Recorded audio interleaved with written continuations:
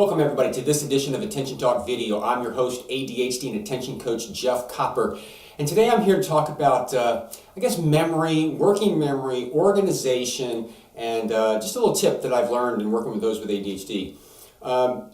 Many years ago, I was coaching an individual around to-dos, and they had their traditional to-do list, and it wasn't working for them. I knew that person was really visual, so I suggested that maybe they just draw a picture of whatever that to-do represented. A week later, they came back to me, and they basically said it was very helpful. But what followed astounded me. They said, I didn't really realize, but a letter is a symbol, and a word is a symbol. And you collect the letters into a word, into that symbol, and then you collect a bunch of words and a sentence to create a picture of whatever the to-do is. She said, I would have to sit there and assemble the picture in my mind, and then I would go off to do the to-dos, and I got ADD, I get distracted, and when that happened, the vision or the picture of what I was supposed to do would evaporate, and I'd have to go back and go through the work to reassemble the picture. She said, I noticed that, as I would do that, it was very effortful, and I would just get tired, and I would just end up not doing it.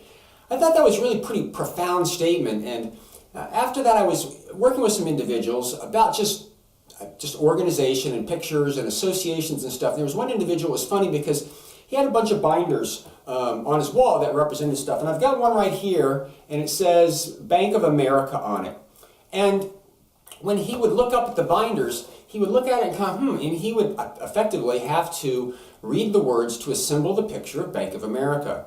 And what we found was fascinating, that it was much easier for him to find things is if we just stacked the label on the end of the binder.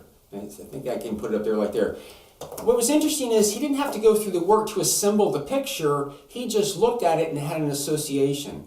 That reduction of thought or work or friction or whatever you want to call it made it much easier for him to find what he was looking for. And ever since then I found that many of those with ADHD, it's an association, and if they have to do a lot of work to assemble the picture, it might be a little bit difficult. So it's just a tip that I have that I've learned over the years that I find absolutely fascinating, and I shared the whole symbol thing with you because it might give you pause to think about your thought process and maybe discover some other really cool solutions like we did with this particular individual. So we hope you enjoyed this video and this tip. Please subscribe to Attention Talk Video to get a lot more tips and guidance for those with ADHD.